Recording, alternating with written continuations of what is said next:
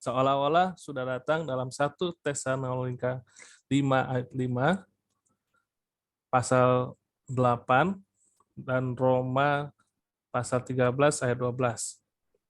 Selagi masih siang, sementara hidup memberi seseorang kesempatan untuk bekerja di dalam Yohanes 9 ayat 4. Terang pengetahuan dalam 2 Petrus pasal 1 ayat 19. 2. Kurion atau Tuan adalah yang memiliki seseorang atau sesuatu, juga memiliki tentang kekuatan untuk memutuskan, memiliki kuasa untuk menentukan apa yang cocok atau tepat untuk melepaskan dirinya sendiri dan orang lain dari kewajibannya. Dalam Matius pasal 12 ayat 8, Markus pasal 2 ayat 28, Lukas pasal 6 ayat 5, dengan genitif seseorang yang memiliki kendali. Lukas pasal 12 ayat 46, Lukas pasal 14 ayat 21, Lukas pasal 16 ayat 3, dan Lukas pasal 5, Kisah Para Rasul pasal 16 ayat 16. 3. Suatu masa di mana Tuhan menyatakan dirinya.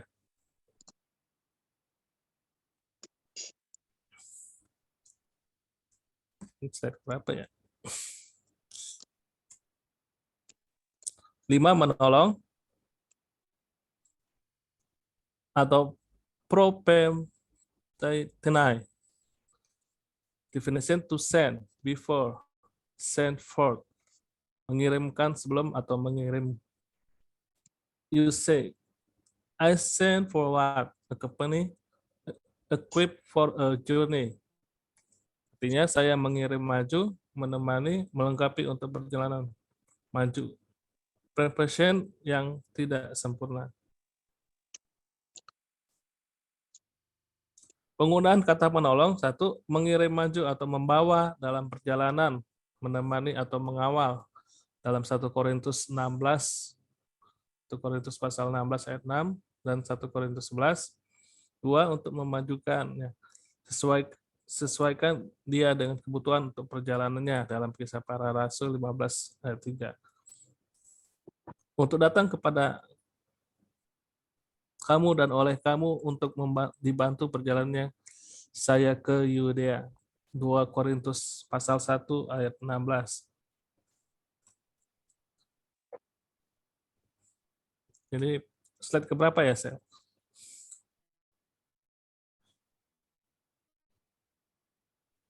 Ke-10, Pak. Oh, ke-10 masih ya. Oke, ayat 12.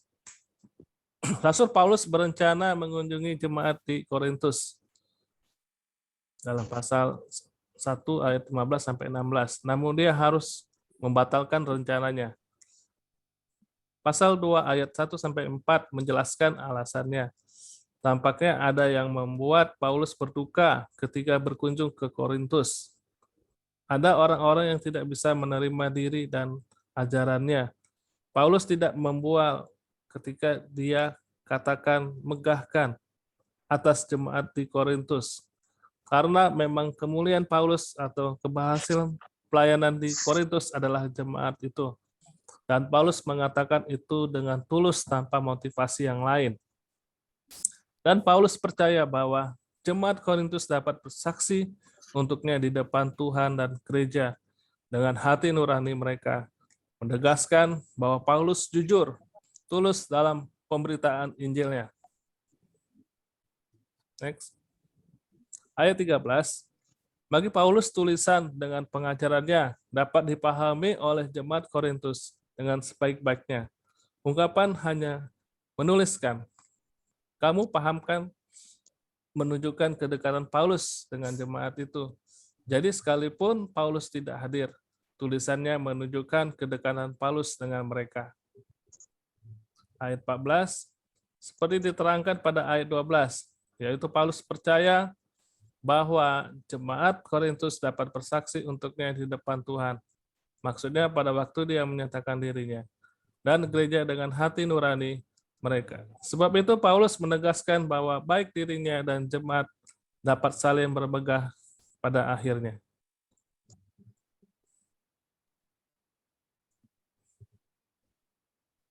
Ayat 15, bagi orang-orang percaya di Korintus pada saat itu, ini tentu bukan masalah. Paulus sekali lagi pergi mengunjungi mereka itu adalah hal yang baik bagi mereka. Tapi yang mengganggu mereka atau beberapa orang adalah dia yang telah mengubah rencana perjalanannya. Ditambah akhirnya Paulus tidak jadi mengunjungi mereka, ayat 23. Keadaan ini dimaknai bahwa Paulus seorang yang berbohong. Hal ini disebabkan adanya beberapa jemaat yang menilai Paulus dengan cara yang salah sehubungan dengan penundaan kunjungannya ke Korintus. Silakan lanjutkan Pak Samuel. Slide berikutnya. Sehingga beberapa orang dibawa ketidakpuasan dan kebencian menggunakan perubahan rencana perjalanan Paulus untuk menyerang dia. Menuduhnya bertindak serampangan, bertindak menurut daging. Fitnah atau cerita bohong ini bukan saja merusak nama Paulus, tetapi juga telah membuat orang mempertanyakan kebenaran yang diajarkan oleh dia. Oleh karena itu, Paulus bukan sekedar membuat pembelaan untuk dirinya sendiri. Terlebih adalah terkait tentang berita kebenaran Injil yang diberitakan olehnya.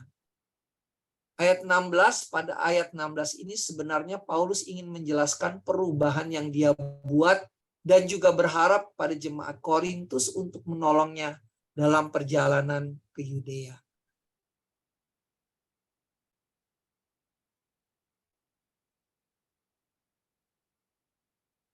Pasal yang kedua ayat 1 sampai dengan 4, 2 Korintus, Paulus mencurahkan perasaannya.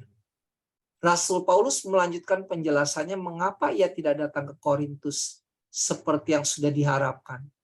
Yaitu karena ia tidak mau membuat mereka berduka atau dibuat berduka karena mereka. Ia telah mengambil keputusan untuk tidak datang kepada mereka dalam duka cita. Yang akan terjadi demikian seandainya ia datang dan mendapati aib di antara mereka yang tidak sepatutnya diberitahukan. Bila ini terjadi, ini akan membuat dia maupun mereka sama-sama berduka. Sebab apapun yang mereka rasakan saat bertemu, entah duka cita atau sukacita, pasti akan dirasakan bersama. Jika yang membuat mereka bersedih, itu akan membuat dia sendiri bersedih. Sebab tidak akan ada orang lain yang membuatnya gembira. Sedangkan yang diinginkannya adalah bertemu mereka dalam suasana gembira. Dan ia tidak mau pertemuan itu dibuat pahit oleh suatu peristiwa tidak menyenangkan yang muncul akibat perselisihan.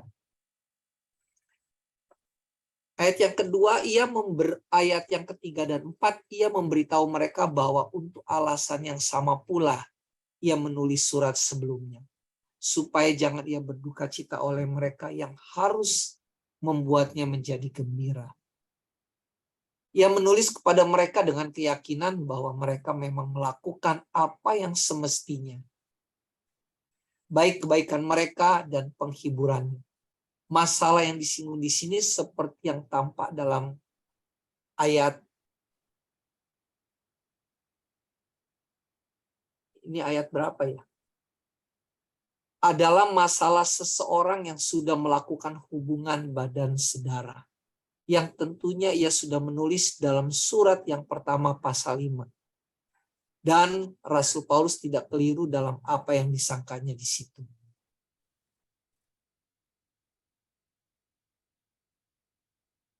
Ini daftar pustaka Bible Hub, tafsir 2 Korintus 1 ayat 14 sampai dengan 2 ayat 1 sampai 4. Ya.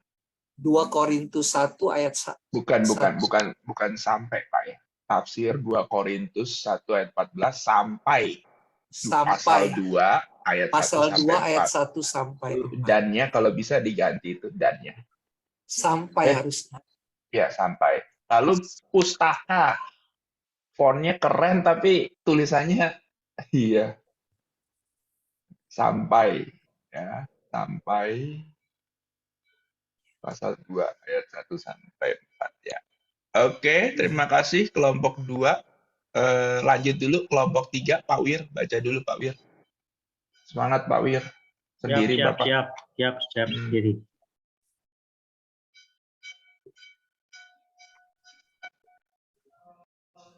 Sudah kelihatan? Sip. Nah, saya bukan kelompok sih, cuma satu orang. Jadi apa namanya? Presenter nomor udah. 3. Presenter tunggal Ya, gitu. presenter Ini nomor 3. Sebentar, Ya, Pak. kenapa pelukan Pak? Oh, sedang apa? Rekonsiliasi sesuai dengan judul Paulus. perikop. Ya. Harus Kalau diampuni orang yang bersalah. bisa juga Bapak taruh fotonya Bapak di situ. Ya. Jadi saya bingung. Oh, apa maksudnya ini peluk-peluk? Waduh, bahaya nih peluk-peluk kayak gini. Iya, zaman sekarang bahaya. Artinya lain. Disangka Iya. gay. Apalagi cowok dengan cowok ya. Hati-hati ya Bapak Ibu menggunakan ilustrasi. Ya. Kalau rekonsiliasi biasanya apa sih ya? Tangan salaman juga bisa. Nah, itu lebih netral. Apa netral tuh ya? Lebih aman lah. Cuci kaki juga bisa, Pak. Cuci kaki. Ya, tapi cuci kaki udah hamba yang paling hina itu. Ya. Oke, silakan Pak Wir. Oke, nanti saya ganti gambarnya ya. Ganti foto Pak Wir aja ya. Jangan Pak, nanti terkenal. Saya bacakan bahasa Yunaninya terlebih dahulu yang bikin rahang saya sakit karena udah tua. Aidetis lelipeken au eme lelipeken ala apo merius ina me epi baru pantasimas. Pikanon to toi auto he epitimia aute he aipoton pelionon. Poste taunantion malon himas kararisatai kai parakalesai me poste perisotera lepe kata pote o toi otos. Dio parakalo himas karosai eis auton agapen. Eis tauto gar kai grassa inagnoten dokumen taimon eis panta hyperkoi este. Ho de pi karisetai kago kai ego ho ke karismai ti ke karismai di himas en prosopo Kristo. Ayat yang terakhir. Hina me pleonete tomen hipo tau satana augar autoi ta neomata argumen. Nah, kita masuk ke studi kata. Yang pertama dari ayat yang kelima, yaitu adalah lopeo. Artinya adalah menyusahkan atau mendukakan. Pemakaiannya sakit hati, berduka, atau kesal. Diterjemahkan dalam Alkitab terjemahan baru yang menyebabkan kesedihan. Kemudian studi kata yang kedua dalam ayat ini adalah epibaroe. Itu artinya adalah menaruh beban kepada, atau pemakaiannya saya membebani, yang diterjemahkan dalam Alkitab supaya jangan aku melebih-lebihkan. Kemudian ayat yang ke-6 saya ambil kalimat epitemia. Artinya adalah hukuman. Pemakaiannya hukuman atau denda yang diterjemahkan menjadi teguran dalam Alkitab terjemahan baru. Kemudian saya ambil istilah yang kedua, pleion. Artinya adalah lebih bagus, sangat bagus, atau banyak atau dominan. Pemakaiannya dominan, lebih besar, atau nilai yang sangat besar. Diartikan dalam terjemahan baru sebagian besar. Kok macet ya? Kemudian ayat yang ke-7 saya ambil kata lupe. Artinya adalah rasa sakit di tubuh atau pikiran atau kesedihan. Pemakaiannya rasa sakit, kesedihan atau kepahitan diartikan sebagai kesedihan. Kemudian perisos artinya adalah melimpah. Pemakaiannya lebih besar, berlebihan, berlimpah, sangat keras. Kata bendanya adalah keunggulan atau unggul. Diterjemahkan dalam Alkitab sebagai terlalu berat. Kemudian ayat yang ke-8, parakaleo, artinya memanggil untuk menasihati atau memotivasi. Pemakaiannya saya mengirim, saya memanggil, saya mengundang, atau arti yang kedua, saya memohon. Arti yang ketiga, saya menasihati, menegur. Arti yang keempat, saya menghibur atau yang memotivasi. Kemudian saya ambil kata puro. Artinya adalah menjadi valid. Pemakaiannya saya mengkonfirmasi atau membuat valid, menegaskan kembali atau meyakinkan.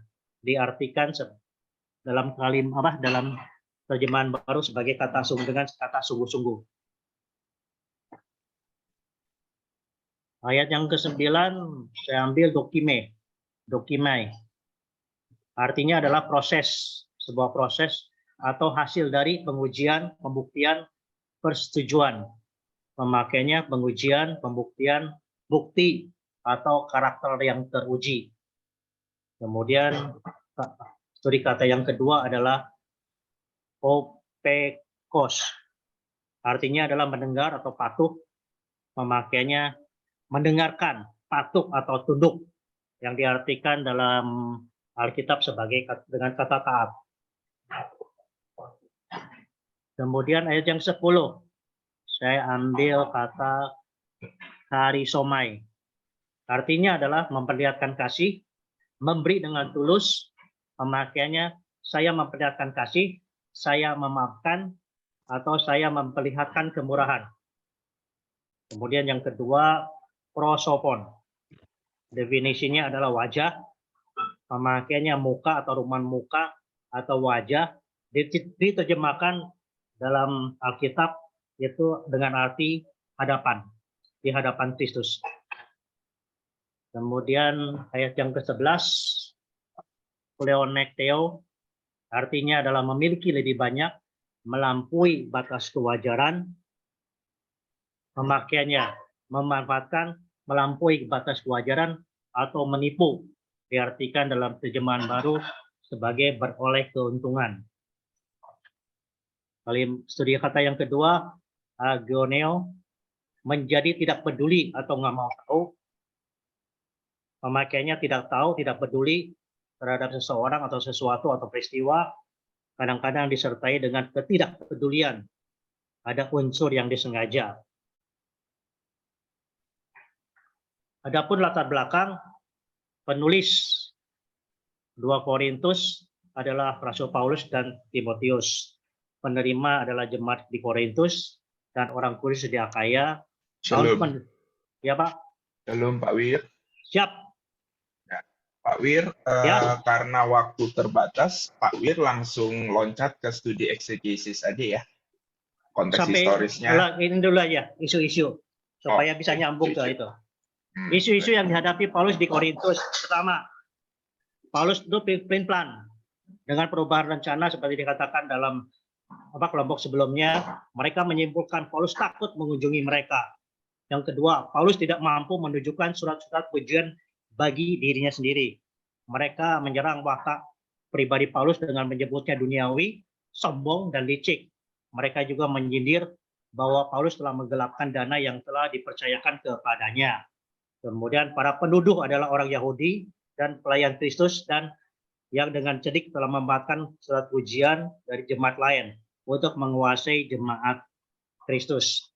Nah, resume ini dalam 2 Korintus kita memperoleh bagaimana respon Paulus menghadapi isu-isu yang tadi saya sebutkan.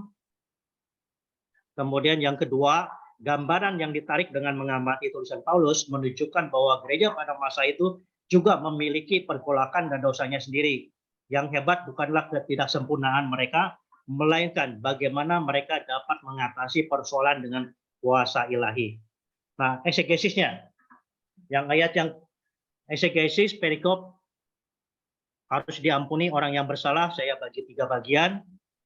Ayat 5 sampai pasal 2 ayat 5 sampai 9 meminta jemaat untuk mengampuni dan menghibur hati orang yang mengalami kesedihan. Pasal 2 ayat 10 mengampuni seperti halnya Paulus mengampuni karena hal itu adalah kehendak Allah. Dan yang terakhir adalah ayat yang 11 agar iblis tidak mengambil keuntungan dari hal-hal tersebut. Adapun bentuk perikop ini, yang pertama, bentuk surat ini adalah nasihat. Yang paling menonjol pada ayat yang ke-8, Paulus menganjurkan jemaat Korintus untuk mengampuni dan saling mengasihi. Kemudian yang kedua, Paulus menunjukkan sisi humanisnya dengan mengungkapkan isi hatinya tentang kesedihan yang disebabkan oleh jemaat. Bukan hati Paulus yang disedihkan, melainkan hati orang yang menyebabkan kesedihan itu sendiri. Surat ini juga memberi pesan kepada jemaat untuk tidak membiarkan iblis mengambil keuntungan atas kasus ini. Adapun eksegesis, saya lebih cenderung mengambil versinya terjemahan sederhana Indonesia karena lebih gampang dimengerti. Adapun ayat yang kelima, menurut John Grant, Paulus menunjuk orang itu adalah lelaki yang disebut dalam 1 Korintus 5 ayat 5 yang hidup bersama dengan ibu tirinya sendiri. Ini sudah diungkapkan dalam kelompok kedua. Namun teolog modern umumnya menolak orang yang sama dalam 1 Korintus 5 ayat 5 ini. Ya kan? Karena kembali lagi bahwa misalnya penolakan Paulus itu sangat banyak sekali. Jadi kita nggak bisa jebutin bahwa apakah orang ini atau orang lain.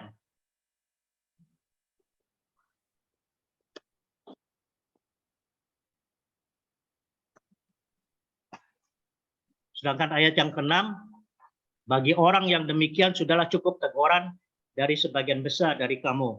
Artinya bahwa orang itu sudah memperoleh atau menerima teguran, di mana jemaat Korintus sudah menegur orang tersebut. Kemudian menurut Paulus sudah tidak perlu diperpanjang lagi.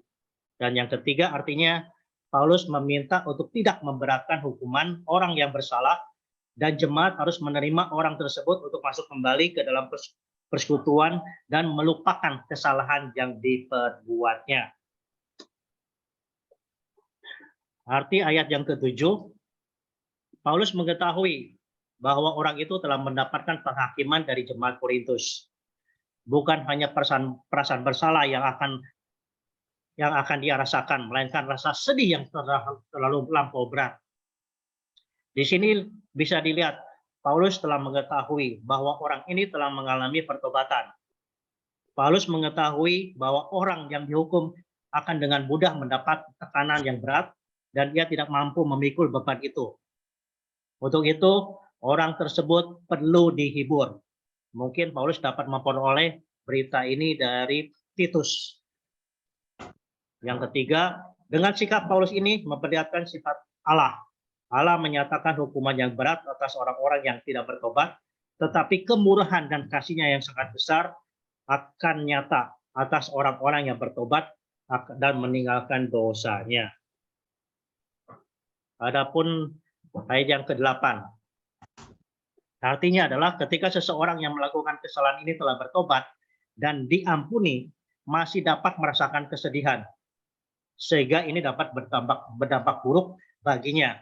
Sehingga Paulus menekankan kata sungguh-sungguh kepada jemaat di Korintus untuk mengampuni orang yang bersalah sebagai penghiburan. Dan lewat ini kemuliaan Allah tetap dinyatakan. Paulus sadar bahwa mengampuni adalah obat yang terbaik untuk menyembuhkan luka hati.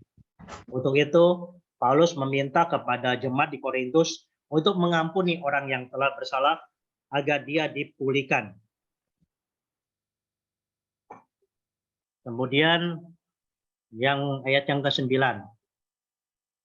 Artinya adalah Paulus berbicara tentang suratnya yang pertama yang di dalamnya berisi ia meminta untuk menghukum orang yang berdosa itu. Dalam surat yang pertama ini Paulus bermaksud untuk menguji jemaat Korintus apakah mereka taat dalam segala perkara atau tidak. Namun mereka ternyata tetap taat dengan perintah Paulus. Ketaatan jemaat di Korintus membawa sukacita tersendiri bagi Paulus. Untuk itu, Paulus meminta agar jemaat di Korintus juga taat atas permintaan Paulus, yaitu mengampuni orang yang telah bersalah terhadap dirinya ini. Dan ayat yang ke-10 artinya adalah ketika Paulus berkata, "Aku mengampuni juga," Paulus ingin menyampaikan kepada jemaat bahwa ketika jemaat mengampuni orang yang bersalah, ia percaya kepada mereka dan ia juga mengampuni orang tersebut. Dengan meyakinkan, Paulus berkata, "Hal itu kubuat oleh karena kamu di hadapan Kristus." Dengan hal ini seolah-olah bahwa Allah ada di depan Rasul Paulus ketika ia sedang mengatakan kata-kata tersebut. Hal ini bisa kita simpulkan bahwa Tuhan Allah selalu mengawasi kita atau melihat kita. Dalam bahasa Yunani adalah prosopon. Di sini juga kita dapat lihat bahwa perumpamaan pengampunan yang sesungguhnya berdasarkan pada pengampunan Allah yang telah mengampuni kita terlebih dahulu. Pengampunan yang diberikan oleh orang-orang Kristen di Korintus tentu membangkitkan pengharapan akan pengampunan Allah di dalam hati orang berdosa itu. Apalagi kalau orang-orang yang mengampuni adalah orang-orang kudus. Sedangkan ayat yang terakhir artinya adalah salah satu cara kerja iblis adalah menuduh orang-orang percaya yang telah berdosa sehingga membuat mereka kehilangan pengharapan. Selain itu juga iblis memperdaya seseorang untuk mengalami kesedihan yang berlarut-larut untuk menghancurkan kesatuan jemaat Kristus. Iblis dapat mengambil keuntungan dari kesedihan yang terlalu berat yang dirasakan oleh seseorang yang bersalah. Dengan kata lain, ia menekankannya sehingga ia dapat binasa oleh kesedihannya sendiri. Ini banyak kasus seperti aktor-aktor atau artis Korea yang karena bully di media sosial itu banyak yang bunuh diri. Hal ini yang membuat Paulus menghimbau para jemaat untuk tidak sekedar mengampuni orang yang bersalah, melainkan juga menghiburnya karena kesedihan yang dialaminya. Karena Paulus tahu siasat iblis, Paulus tidak menginginkan iblis mendapat celah sedikit pun untuk memperdaya jemaat di Korintus.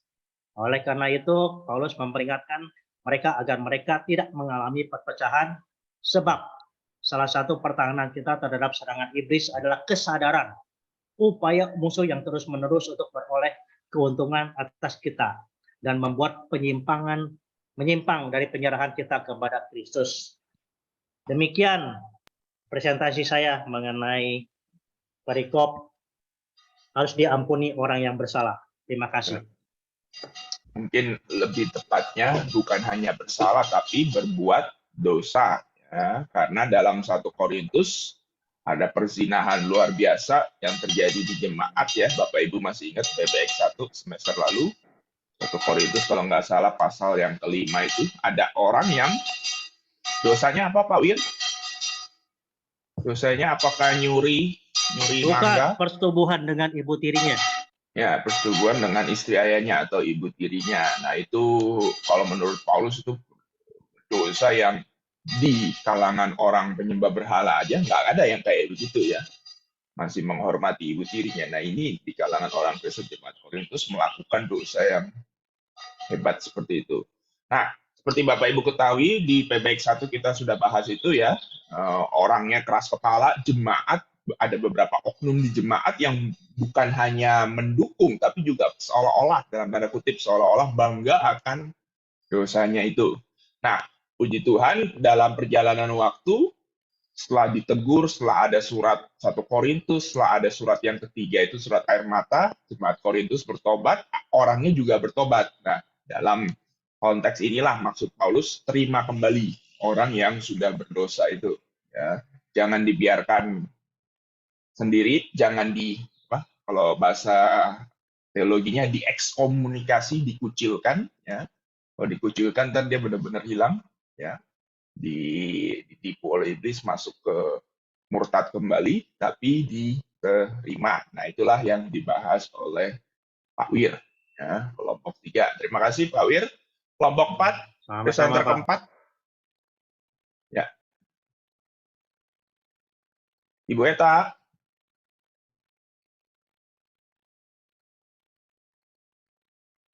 Kelompok 4. Kelompok 4, Pak Kamaroso. Iya. Ya, Pak Kamaroso. Sama Pak Ibu Andreas. Eta, tolong berhubungan dengan Ibu Saraswati ya Bu, minta Pak. dimasukkan kelompok. Bu Saraswati Ibu. masuk kelompok 13, Pak. Oke, masih lama ya. Ibu Saraswati, sudah tahu ya?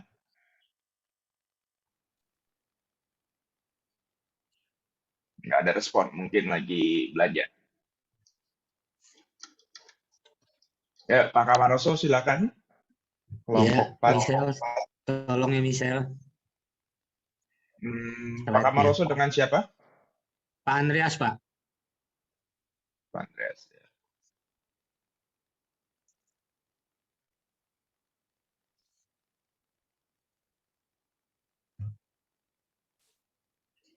Ya, tolong Michelle untuk Sudah. saya bantu share screen. Michelle kemana nih? Ke toilet.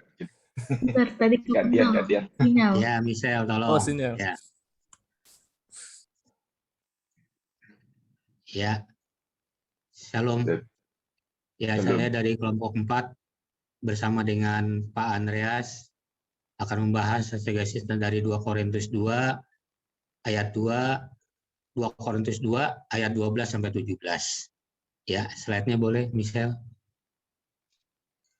Ya.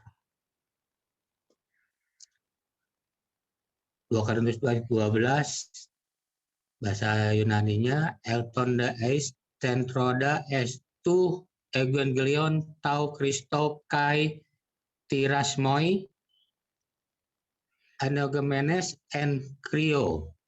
Andrea, silakan Pak, 13.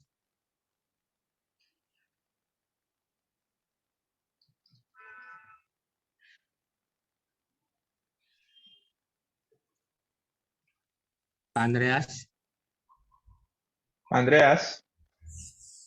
Oke, siap. Oh, eseka anesin tu penemati mau tome herein me titon ton adelpon mau ala apotak samanenos autois excepton es Makedonia. Ya. Tode Theocharis tu pantote Theopretionti emas ento Christo kaiten osmentes gonasios auto paneranti di hemon en panti topo.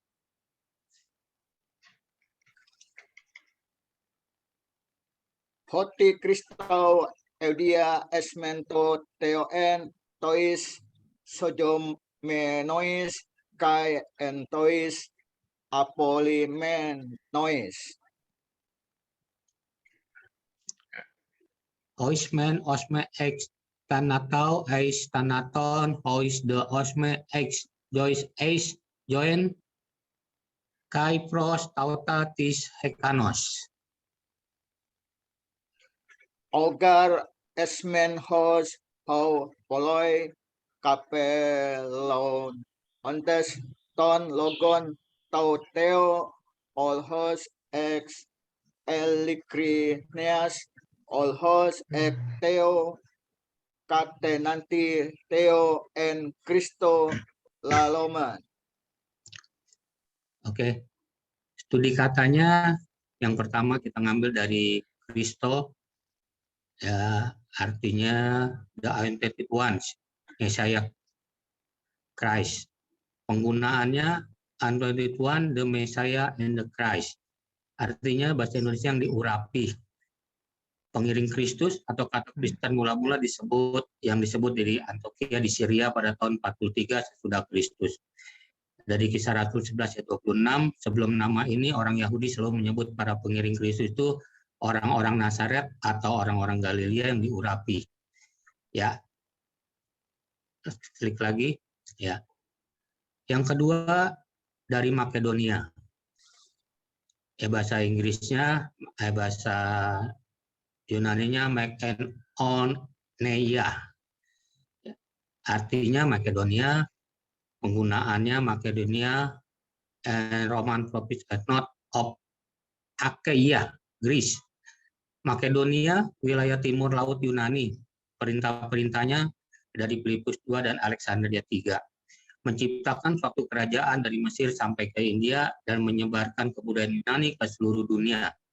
Alexander Agung wafat pada tahun 323 sebelum Masehi dan terpecah belahlah kerajaannya. Ya, lanjut, ada ayat-ayatnya. Satu daerah yang indah di Makedonia adalah satu daerah yang indah berpusat di dataran yang mulai Teluk Tesalonika dan yang semakin meninggi menuju pegunungan Balkan mengikuti lembah-lembah yang luas.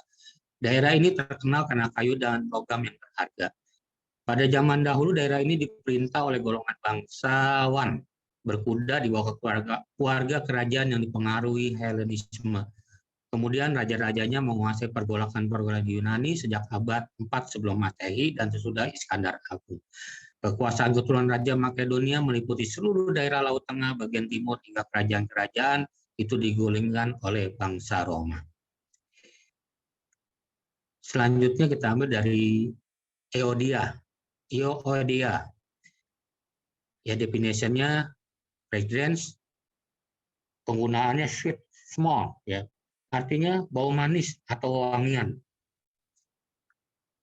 Menghilangkan kiasan, efisiensi kita di mana kuasa Kristus sendiri bekerja sangat menyenangkan Allah. 2 Korintus 2 ayat 15, hal yang harum atau berbau harum, Pak. Karenanya baunya sesuatu yang berbau harum. Di bulan September, ya, atau bau persetujuan kekuasaan, bau yang harum dibicarakan tentang bau korban persembahan. Dan bau ini sangat menyenangkan Allah. Efesus 5 ayat 2. Klik. Ya, selanjutnya kita ambil dari kematian. Thanatos, death. Artinya penggunaannya death, physical of spiritual. Keadaan yang menyedihkan dari orang jahat yang mati di neraka disebut. Ya, sekarang hanya ada di Roma 21 ayat 3, 2. Kebijaksanaan, Tatian atau Grace, penulis surat, membedakan antara kematian tubuh, terus kematian yang mengakhiri kehidupan di bumi, Wahyu 2 ayat 11, dan yang lainnya. Boleh diklik lagi. Secara metaforis, hilangan nyawa itu sendiri yang layak disebut kesengsaraan yang timbul dari dosa yang dimulai di bumi tetapi berlangsung dan meningkat setelah kematian tubuh. 2 Korintus 3 ayat 17. Mengatakan tentang kehidupan sebelum pertobatan kepada Kristus. Dan selanjutnya, silakan Pak Andreas, Pak, studi katanya. Ya. Exegetical study 2 Korintus 2 ayat 12. Nah, Titus ini adalah anak rohani dari Paulus yang sangat dikasihinya. Lalu ketika Paulus tidak menjumpai Titus di Korintus, maka dia berangkat ke Makedonia untuk mencari Titus. Sesudah menemukan Titus di Makedonia, maka Paulus mengutusnya kembali ke Korintus. 2 Korintus 2 ayat 14.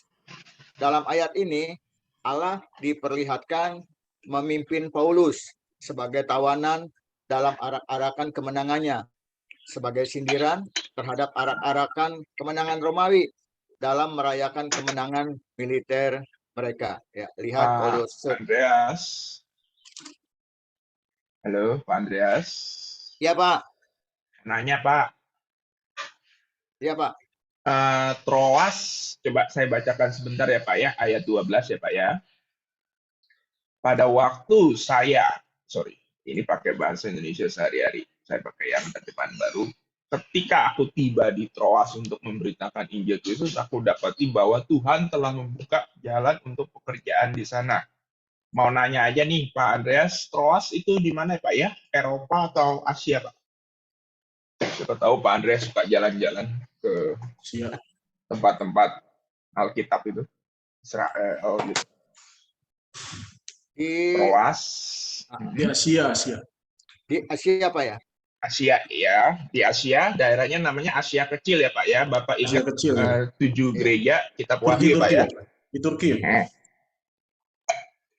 Sekarang daerahnya Turki pada zaman abad 20-21 itu bagian dari negara Turki, tapi kalau di abad 1 itu masih bagian dari kekuasaan Kekaisaran Romawi, ya, Asia Kecil.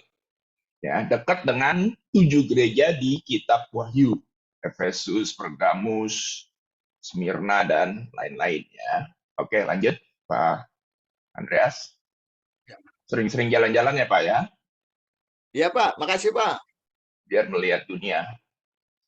Dalam 2 Korintus 2 ayat 15, di sana orang percaya digambarkan sebagai aroma harum pengorbanan Kristus yang naik kepada Allah. 2 Korintus 2 ayat 16, Allah memberi kita kuasa untuk menang oleh Roh Kudus-Nya. Dia memberi kuasa kepada setiap orang yang dipanggilnya. 2 Korintus 2 ayat 17, Paulus menyatakan bahwa pelayanannya mengajar dan berkhotbah terjadi ketika dia berada di hadirat Allah. Matanya tertuju kepada Allah, bukan kepada tanggapan orang-orang. God bless. Terima kasih. Tuhan memberkati kita semua. Oke, terima kasih. Ya. Oke, jadi itu memang prosesi tadi disinggung-singgung ya, ada prosesi kalau pada zaman itu abad pertama kalau seorang jenderal Roma menang perang ya, ada satu hari khusus waktu dia kembali ke kota Roma di Italia, ada satu hari khusus di mana dia mempertontonkan semua jarahan dari kota yang baru ditaklukkannya ya. Nah, itulah yang dipakai Paulus dalam 2 Korintus pasal 2 ini. Bagi orang-orang tertentu ya, yang akan binasa, pekerjaan Injil, pekerjaan penginjil itu sesuatu yang membau busuk, nggak enak dicium, nggak enak dirasakan pun nggak enaknya. Tapi kalau bagi mereka yang diselamatkan, pemberitaan penginjilan merupakan sesuatu yang sangat mulia. Ya.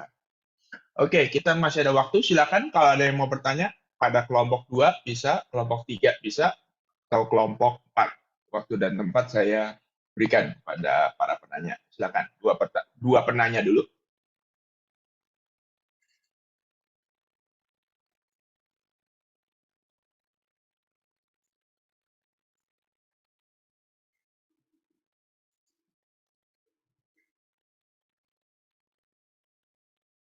Iya, saya Pak. Siapa nih, Pak? Namanya? Tio, Pak. Tio. Iya, Mau tanya ke saya kelompok coba berapa? nanya, mungkin sedikit agak keluar ya. Pertanyaan gini, dari 7 jemaat gereja mula-mula itu zaman Rasul Paulus, apakah masih ada sisa orang Kristen yang sekarang menjadi daerah Turki, Pak? Atau sudah habis sama sekali, Pak, jadi Muslim semua? Kalau Bapak ngomong soal sisa, ya pasti masih ada. Karena Bapak ngomong sisa, kan? Sisa mau 1 orang, mau 1-2 gereja, ya pasti ada di Turki. Daerah-daerah itu tadi yang saya sebut ya, Efesus, Pergamus, apalagi Smyrna, Philadelphia, Laodikia, ya pasti masih ada. Cuma apakah mayoritas? Nah, jawabannya tidak minoritas ya. Iya, saya pribadi memang belum pernah ke Turki, Pak. Tapi menurut saya yang 2 minggu pelayanan di sana ya, awal tahun ini, misionaris, itu sudah Muslim semua, Pak. Kebanyakan keturunan Arab sekarang yang jadi bukan Turki asli ya. Betul, kebanyakan iya. Kebanyakan, kalau istilah Bapak kebanyakan ya saya setuju, mayoritas ya. Tapi kalau apakah ada sisa 1-2 gereja atau 1-2 orang Kristen, ya pasti masih ada lah. Turki kan nggak 100% itu juga. Muslim ya. Ya, mudah-mudahan 7 gereja itu balik lagi ya Pak, 7 jemaat mula-mula ya. Ya, 7 gereja di kitab Wahyu. Ya. Iya, thank you Pak, itu aja Pak. Ya.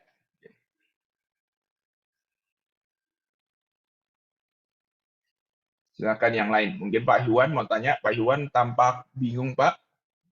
Aman, Pak, ya?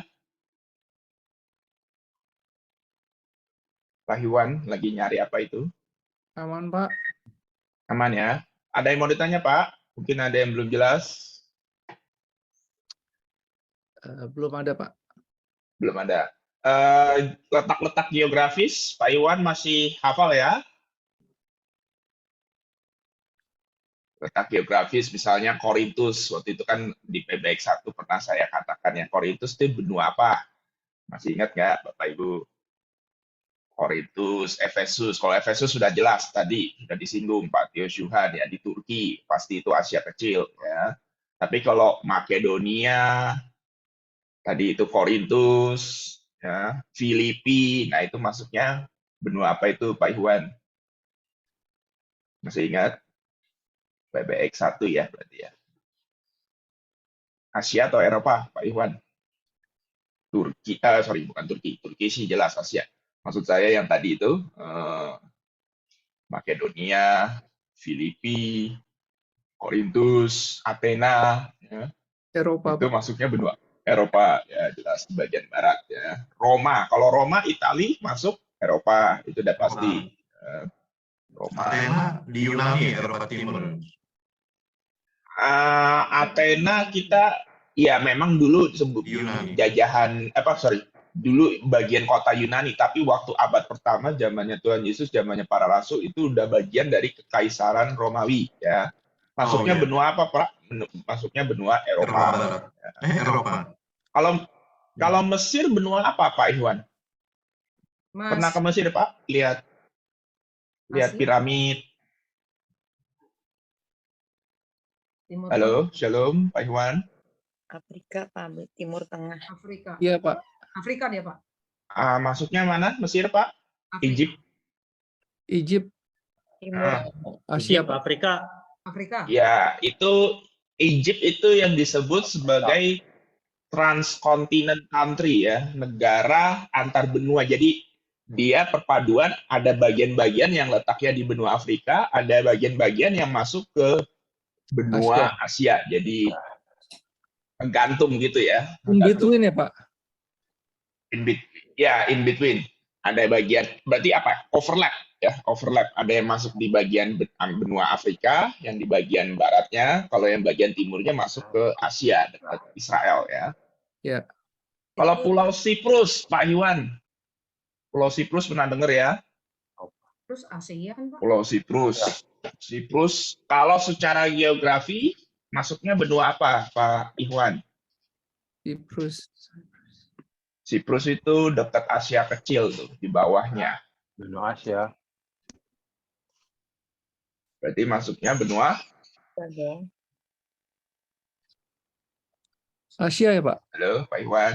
Asia, ya secara geografi Asia, tapi secara budaya, Bapak Ibu boleh catat ya, ingat ya, Siprus secara budaya atau secara kultur dia lebih condong atau lebih mengarah ke Eropa. Jadi geografinya Asia, ya, geografinya Asia, secara geografi di Asia letaknya, tapi secara budaya, secara kultur, cara hidup, pola pikir dia lebih mengacu kepada Eropa. Khususnya Yunani sekali lagi. Itu yang Siprus Selatan ya, bagian Yunani ya. Siprus utaranya masuk. Kultur. Kalau secara geografis satu pulau itu kan pulau ya Pak ya. Pulau itu masuknya adalah benua Asia secara geografi. Tapi secara kultur dia lebih condong ke budaya Eropa, khususnya Yunani.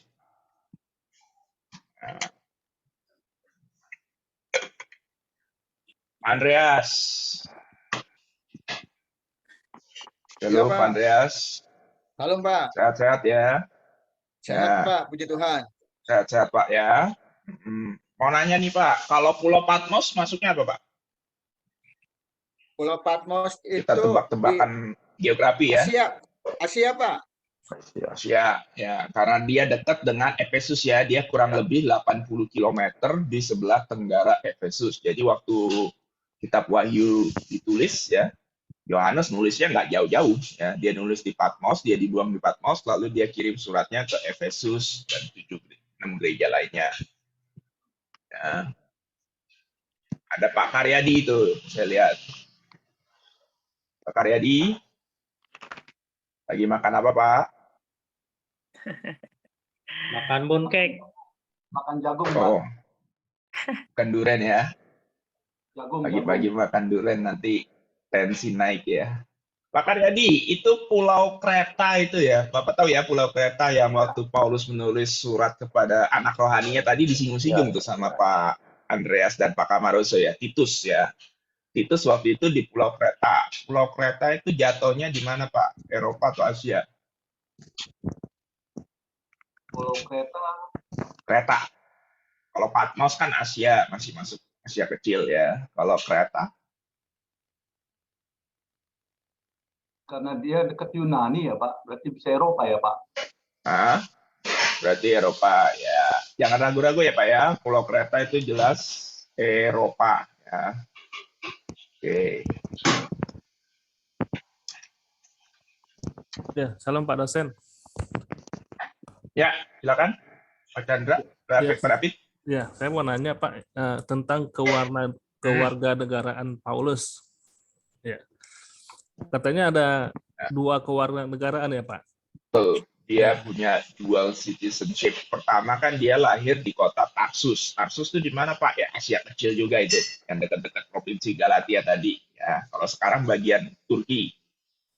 Bapak tahu Kapadokia ya, yang lagi ngetren gara-gara perjalanan balon udara itu? Oh iya. Ya. Nah itu kira-kira di bawahnya situlah Tarsus. Nah, kalau di peta. Nah, dia dilahirkan di situ berarti dia warga negara Tarsus. Tapi karena orang tuanya atau mungkin kakeknya si Paulus, Alkitab nggak menceritakan, tapi para ahli Alkitab merekan-rekan dari tradisinya, kemungkinan besar pernah bertugas sebagai tentara di Kekaisaran Roma. Ya, bertugas di tentara di Kekaisaran Roma, dikirim ke suatu medan perang, dia memenangkan perang, dan Roma menganugerahkan kewarganegaraan, dikasih nih, kamu telah berjasa sama Roma, saya kasih kamu kewarganegaraan. Nah, kewarganegaraan itu turun temurun ke anaknya, ke cucunya, termasuk ke Rasul Paulus. Ya, jadi dia punya 2 kewarganegaraan, Tarsus dan Roma. Dan dari segi namanya juga berbeda ya Pak ya? Nama kewarganegaraan. Kalau nama Ibraninya kan Saulos, Raja Saul, ingat ya. Paulus kan dari suku Benyamin kan? Iya. Suku Benyamin. Suku Benyamin yang terkenal jadi Raja Israel yang pertama ya, Raja Saulos. Ya, Saul. Tapi ini saya mau pergi menginjil kepada orang-orang non-Yahudi. Makanya dia ganti nama jadi Paulos. Ya, Paulos, jadi Paulus. Saulus kurang dikenal kalau di kalangan orang non-Yahudi. Makanya diganti jadi Paulos. Jadi waktu itu adalah salah satu kenapa Paulus ganti nama, karena dia sadar panggilannya menginjil kepada bangsa-bangsa non-Yahudi. Silakan Pak David. Ya, waktu itu apakah dulu ada seperti sekarang itu KTP, kartu tanda penduduk gitu Pak ya, atau paspor gitu ya? Surat kependudukan pasti ada ya, ingat kan Bapak Ibu ya, waktu Yesus mau lahir itu ada sensus itu kan, surat kependudukan pasti ada. Apakah bentuknya kayak KTP? Nah itu belum ada KTP ya. KTP modelnya kan beda, itu laminating ya, abad-abad belakangan ya. KTP kan dicetak, sedangkan mesin cetak pertama kali kan Johannes Gutenberg ya, abad pertengahan, itu udah pasti bukan ya, masih tulis tangan seperti manual ya. Itu mungkin ada stempel kerajaan gitu Pak ya, macam ada stempel. Seal ya, segelnya sih ada. Cuma apakah itu diproduksi secara massal? Jawabannya tidak. Ya. Jadi masih pakai tulis tangan. Ya. Dokumen kependudukan ada, tapi apakah bentuknya seperti KTP yang sekarang kita kenal? Tentunya tidak. Ya. Belum ada mesin cetak. Ya dulu ada simpang siur tentang nama Paulus Pak. Waktu itu kan yang katanya dulu kan Saulus sebelum bertobat namanya Saulus. Nah setelah dia bertobat namanya namanya dan Paulus. berubah namanya Paulus kayak gitu Pak. Jadi Nah, ada dua kemungkinan kenapa Saulus mengganti nama jadi Paulus waktu bertobat ya. Tadi kan kemungkinan pertama itu yang saya katakan tadi, dia hendak menginjil kepada orang non-Yahudi. Jadi dia sadar dia harus ganti nama supaya lebih gampang dikenal. Sama kayak Bapak Ibu misalnya dari Indonesia namanya Yohanes. Bapak Ibu mau pindah ke luar negeri, ke Amerika atau ke Eropa. Di situ nama Yohanes kan agak susah diucapkan, Yohanes. Diganti jadi John. Atau kalau bahasa Spanish-nya Juan, tulisannya Juan, tapi Bapak Ibu jangan bacanya Juan ya. Juan ya. John. Atau ada di sini namanya Yakobus. Yakobus, Jacob, atau bisa juga James. Ya. Atau misalnya di sini ada namanya Paulus. Ada Paulus di sini? Paulus. Kalau orang Amerika atau orang Eropa, Paulus, susah amat ya. Mereka yang lebih gampang nyebutnya Paul. Ya. Paul. Ya. Nah, kira-kira seperti itu. Tapi ada alasan yang kedua, kenapa Paulus ganti nama? Ya, menyadari kelemahannya. Ya. Saulus, tadi nama sebelum dia bertobat, Saulus raja pertama orang Israel, ya kan? Bapak Ibu ingat ya sejarahnya ya. Tua-tua Israel meminta raja, Samuel akhirnya mengurapi si Saul, ya, ganteng, gagah. Tinggi. Ya. Tapi waktu Saulus bertobat, dia sadar, wah ternyata saya sangat lemah. Makanya dia diganti nama jadi Paulus. Jauh kan? Saulus, raja Israel pertama, dengan Paulus. Paulus artinya apa? Weak, lemah.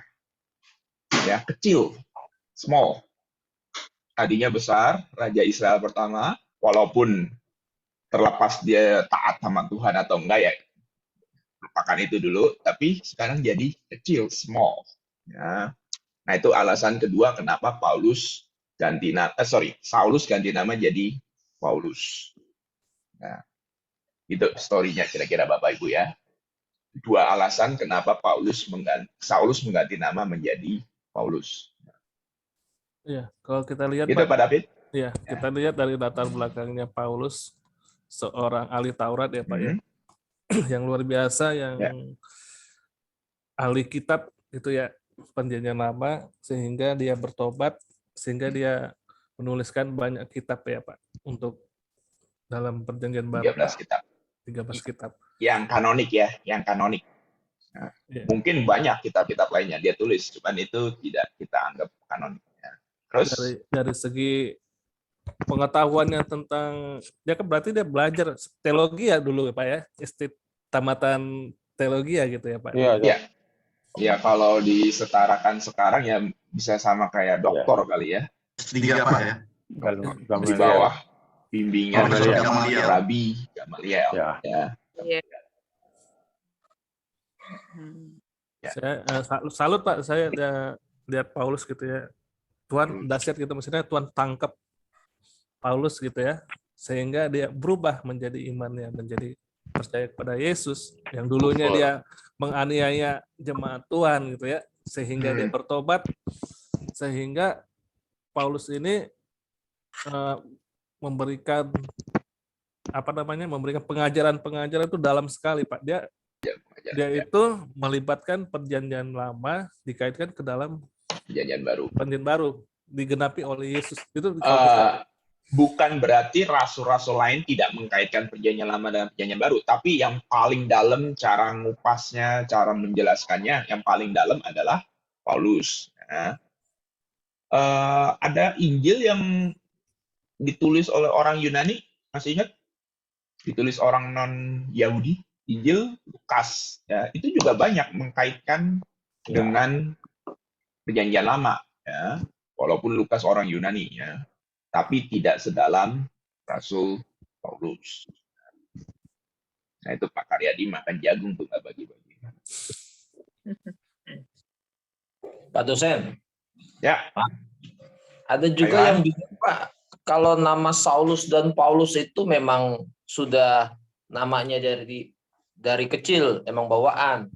Ya, Karena Paulus itu nama Romawi, Saulus itu nama bahasa Yahudi, Ibrani. ya, Ibraninya. Jadi itu bukan dia mengganti nama, tapi memang udah seperti itu dari kecilnya. Ya, udah. Karena dua kewarganegaraan itu kali, Pak. Pada zaman itu ya biasa, orang punya dua nama. Simon Ibraninya, Kefas Aram, Yunaninya Petros, ya. Petros. Nah, cuma kalau Yesus satu ya, Yesus.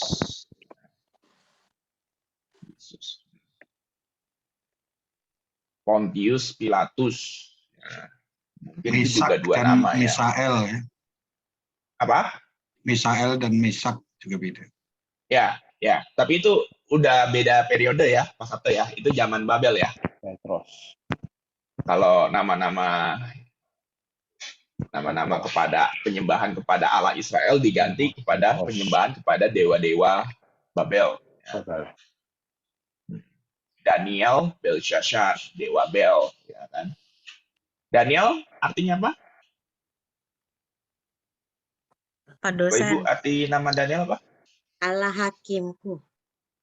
Allah hakimku, ya. God is my judge. Diganti jadi Belshazzar, pemujaan penyembah dewa Bel. Baal.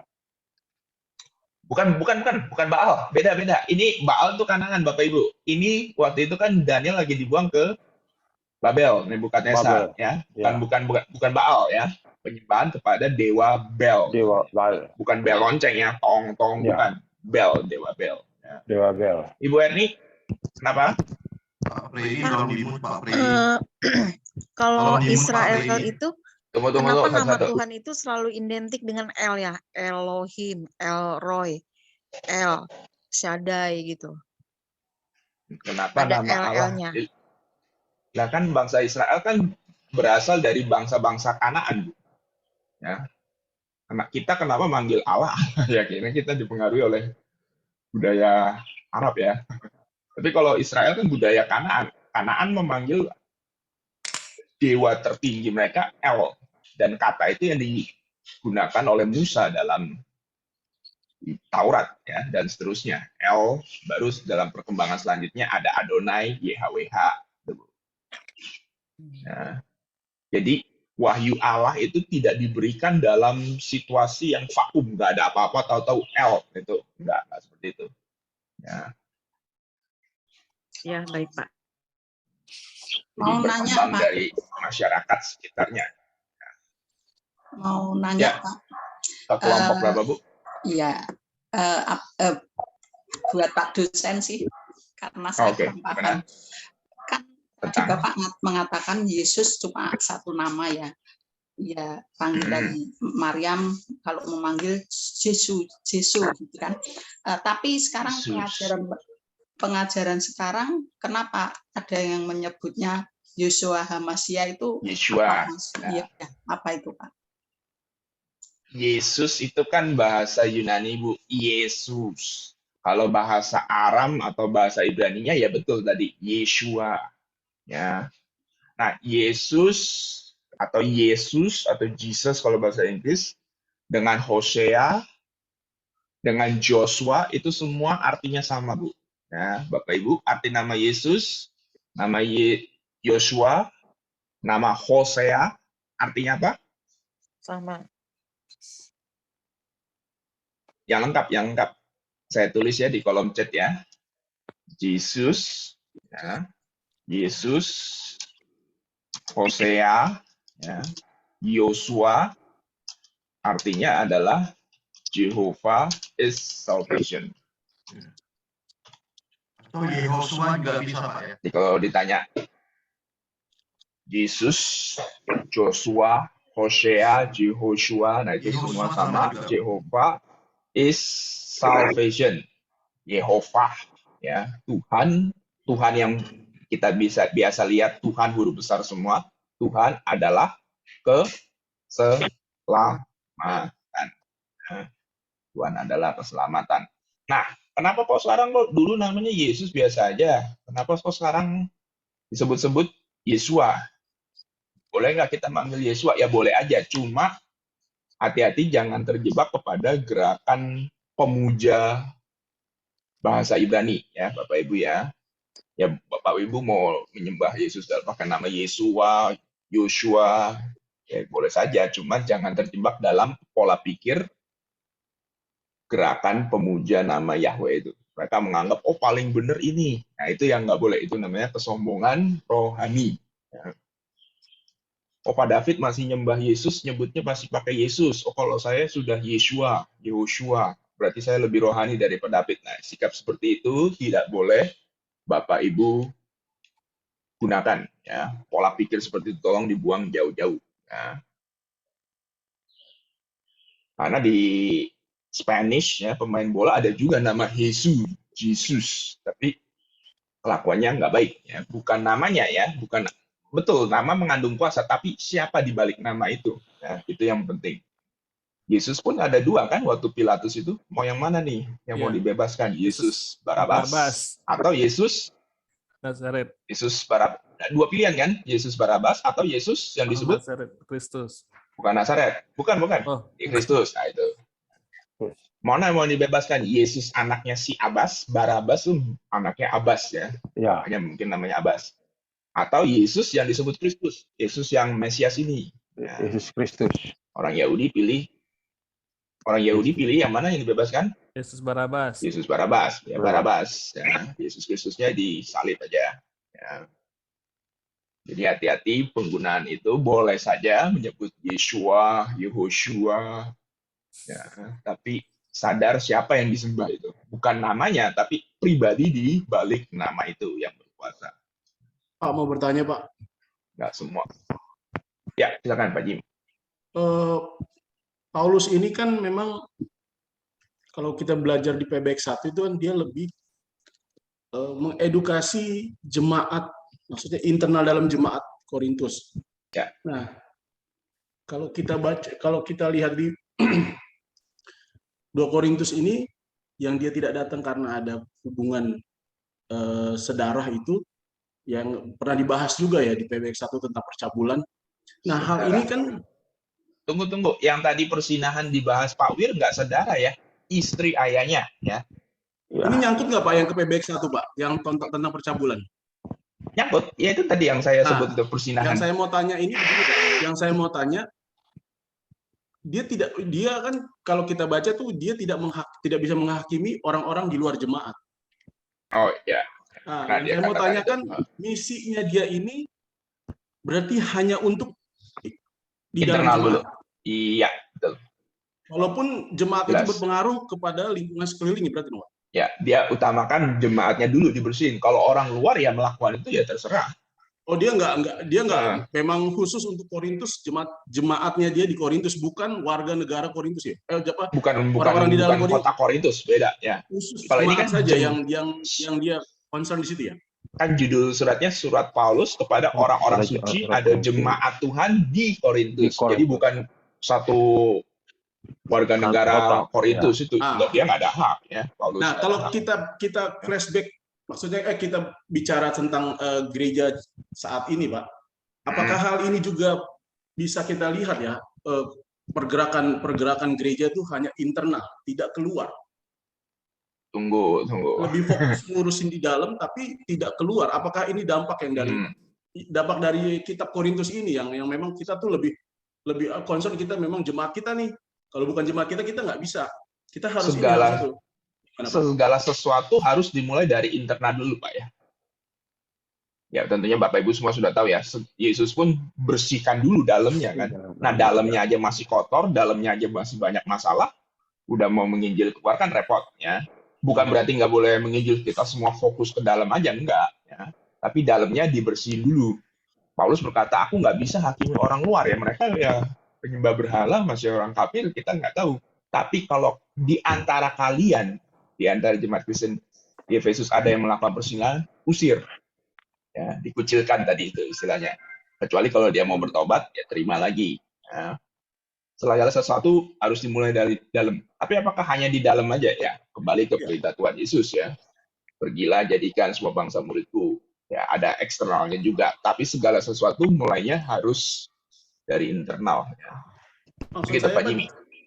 Pengaruh eksternalnya itu tidak terlalu dihiraukan berarti Pak ya? Pengaruh dari eksternal. Maksudnya yang mempengaruhi Untuk jemaat yang saat ada. Untuk saat itu ya. Untuk saat itu waktu tidak. 1 Korintus ditulis, fokus ke dalam dulu. Karena ini jangankan gimana mau mempengaruhi orang luar, dalamnya aja masih kacau begini. Ya. Saat itu ya Pak ya. Waktu 1 Korintus ditulis ya Pak ya.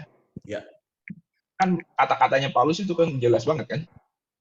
Perzinahan yang tidak ditemukan di antara orang kafir. Orang kafir aja nggak sampai melakukan seperti itu. Tidur dengan istri ayahnya itu. Nah, gimana kamu bisa menginjil dengan kondisi seperti itu dalam gereja? Ya, jadi fokusnya saat itu 1 Korintus maupun 2 Korintus ini internal dulu. Ya, diberesin dalamnya dulu. Gitu Pak Jimmy dan teman-temannya. Oke Pak. Tapi gereja juga jangan membatasi di dalam aja. Ya, gereja harus keluar juga. Ya. Oke Pak, thank you Pak. Ya, sama-sama.